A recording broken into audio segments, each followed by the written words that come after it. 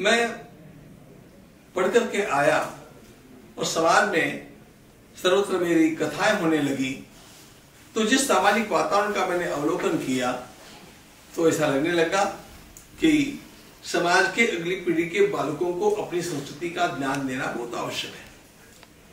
और इसी कार्य के लिए हम लोगों ने बाल संस्कार केंद्र के कार्य को केंद्र में रख करके और शिविरों का आयोजन शुरू किया। भगवत गीता के नाम से गीता परिवार आरंभ किया और यह काम 16 प्रदेशों में चलता था, जिसमें हर शनिवार रविवार के दिन, कहीं कहीं केवल रविवार के दिन साप्ताहिक वर्ग चलते थे, छुट्टियों के दिनों में शिविर चलते थे। लेकिन मूल बात गीता और बाल संस्कार इतना विषय रहा।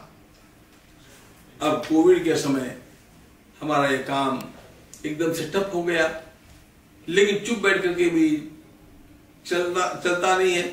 यह सोच करके मेरे साथियों ने विचार किया और learngita.com इस प्रकार से अपने काम को आरंभ किया गीता परिवार के माध्यम से।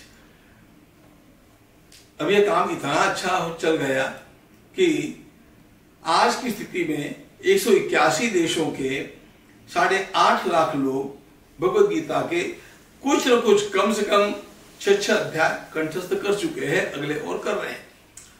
और ये काम हम लोग 13 भाषाओं में करते हैं और सवेरे 5 बजे से उसकी कक्षाएं आरंभ होती है, रात्रि में 2 बजे तक, क्योंकि सबके टाइम जोन अलग है।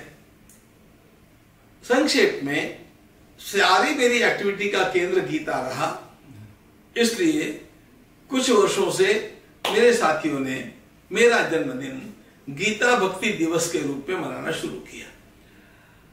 अब मैं इस वर्ष 75 वर्ष का हो गया, तो उन्होंने सोचा कि हम गीता भक्ति अमृत महोत्सव ऐसा उसका नाम रखेंगे। मैंने कहा कि देखो, मेरी केवल 2 इच्छाएं हैं। आनंदी के इस धाम में मेरी अपार श्रद्धा है ज्ञानेश्वर महाराज के लिए, तो मैंने कहा आनंदी में बैठ करके मैं भागवत की कथा सुनना चाहता हूं, एक बात। और दूसरी बात, मेरा क्या सम्मान करना है। सम्मान में क्या होता है, कोई शाल उड़ाएगा, छोटे बड़े मोटे मोटे हार डालेगा, 4 कुछ अच्छी बातें बोलेगा और कुछ तो भी देगा। मैं इन सब बातों को किसी प्रकार से अवहेलना की दृष्टि से नहीं देखता हूं। लोग प्रेम से करते हैं, मुझे वो मानने भी है, लेकिन इसमें ही पड़े रहना, इसमें ही सीमित हो जाना, यह मुझे अच्छा नहीं लगता है। इसलिए मैंने ये सोचा कि जिन लोगों ने अपना पूरा जीवन धर्म की, संस्कृति की, राष्ट्र की, समाज की सेवा करने में लगाया हो और जो प्रसिद्धि से दूर रहे हो, ऐसे लोगों को खोजो और उनका सम्मान करो। उनका सम्मान यह समाज की कृतज्ञता का ज्ञापन है। Yes, we are thankful to you, we are grateful to you. ये कृतज्ञता कभी न कभी बतलानी चाहिए। वी रिकॉग्नाइज यू, उनको लगना चाहिए। नहीं तो इतना काम किया और किसी को कुछ लगा ही नहीं, तो आदमी के मन में फ्रस्ट्रेशन आवे चाहे न आवे, लेकिन एक निराशा आ जाती है। तो ऐसे सब चेहरों के ऊपर जब मैं मुस्कुराहट देखता हूं, प्रसन्नता देखता हूं, तो वो मेरा फूड है, वो मेरा आनंद है। उससे तो ये मूल बात रही। फिर उसके साथ साथ नहीं जब हम लोगों को वेदों का पारायण भी करना चाहिए और यज्ञ भी करना चाहिए, तो 81 कुंडों का यज्ञ भी यहाँ पर हो गया, 51 अपने ग्रंथों के पारायण भी हो गए और आज 1000 मृदुंग एक साथ बजकर के वो नाद ब्रह्म की आराधना भी हो गई और 11,000 बालकों ने गीता का एक अध्याय पाठ किया। और इसके साथ साथ देश के विभिन्न स्थानों से 20 वेद के व्याख्याता हैं और उन्होंने वैदिक वाङ्मय में मानव का कल्याण कैसे छिपा हुआ है, ये सब अपने प्रवचनों में दिखाया। तो इसके कारण हमारे छात्रों को भी एक दिशा मिल गई कि हमें भी आगे वेदों में क्या पढ़ना चाहिए। समाज को भी लगने लग गया कि वेद केवल तोता रटंत की बात नहीं, उसमें इतना अर्थ छिपा है।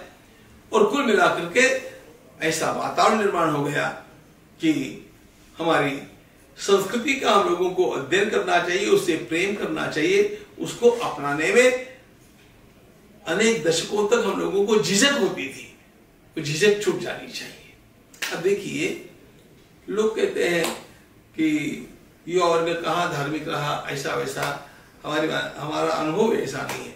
अब ये इतना बड़ा जो इवेंट यहाँ पर हुआ, इस पे 600 कार्यकर्ता बाहर से आए, ये केवल सेवा करने के लिए आए, और आने वाले देश के सभी प्रदेशों से आए, अमेरिका से भी आए, लंदन से भी आए, जर्मनी से भी आए।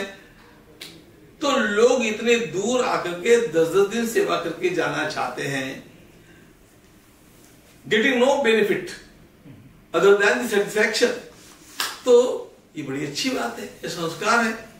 तो ये वातावरण निर्मित का परिणाम है। और जब ऐसा वातावरण निर्माण होता है तो जिन जिन छोटे बालकों ने ये महोत्सव देखा होगा, उनके तो जीवन में सर्वदा ये बात अब स्थिर हो गई।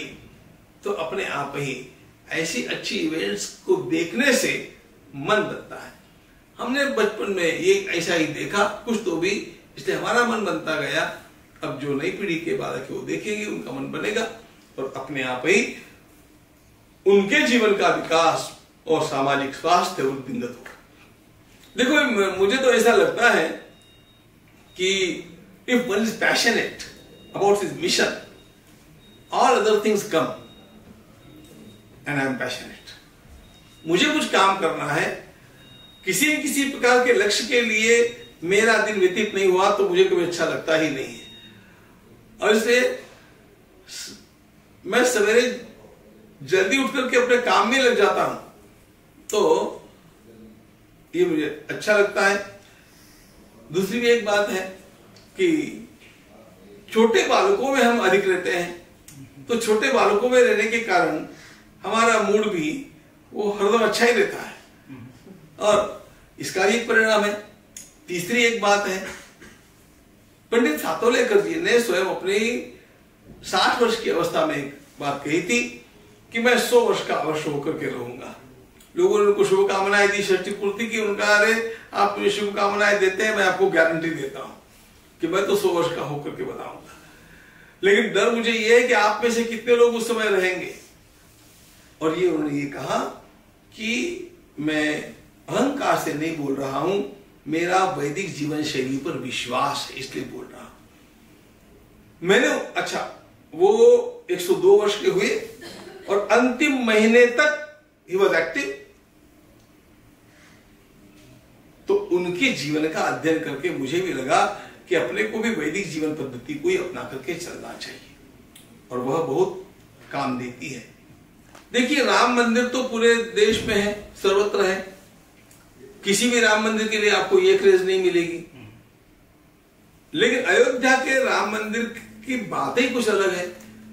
लोगों में इतना जो उत्साह निर्माण हुआ, इसका सीधा पहला कारण यह है कि 500 वर्षों के स्ट्रगल के पश्चात पता नहीं संभव होगा कि नहीं होगा, इस प्रकार की निराशा में डूबते हुए अवस्था में भी यह मंदिर हमें आंखों से देखने मिला।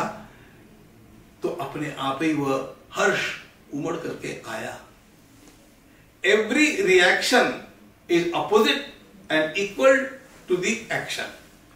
तो जो संघर्ष हुआ था, जो अत्याचार हुआ था, उसकी ये रिएक्शन उसी प्रकार से एक विजय के रूप में, एक समाधान के रूप में अपने आप हम लोगों को उमड़ती हुई दिखती है। अब देखो, हम लोगों का तो जो ये सारा कार्य था वह भक्ति से प्रेरित था। 500 वर्षों में बीच बीच में संघर्ष नहीं हुआ, फिर होता गया, कभी धीमा पड़ता था, कभी फिर उबल करके आता था, ऐसा रहा। अब इस समय का जो उबाल आया, उस उबाल में जब हम लोगों ने राम मंदिर का इतिहास लोगों के सामने रखा, एक तो बहुत सारे लोगों को इतिहास पता ही नहीं था, कैसे अत्याचार हुए, मंदिर कैसा था, उसमें क्या क्या हुआ, वो क्यों हुआ, फिर वहां पर कितने बलिदान हुए।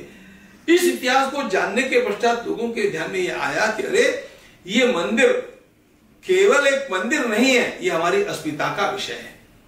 ये आक्रांताओं के हमारे ऊपर किए गए अत्याचारों की निशानी मिटाने का विषय है, और इसलिए लोग उसमें जुड़ते गए, भक्ति भावना से भी जुड़ते गए और राष्ट्र प्रेम से भी जुड़ते गए।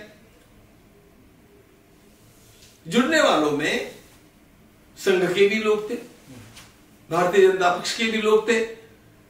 अब राम भक्त के रूप में यदि कोई भी हमारे साथ जुड़ता है तो हम उसको नकारेंगे थोड़ी। संघ का होना अथवा किसी भी राजकीय पक्ष का होना, केवल बीजेपी की बात नहीं करता हूं, किसी भी राजकीय पक्ष का होना, this cannot be the disqualification.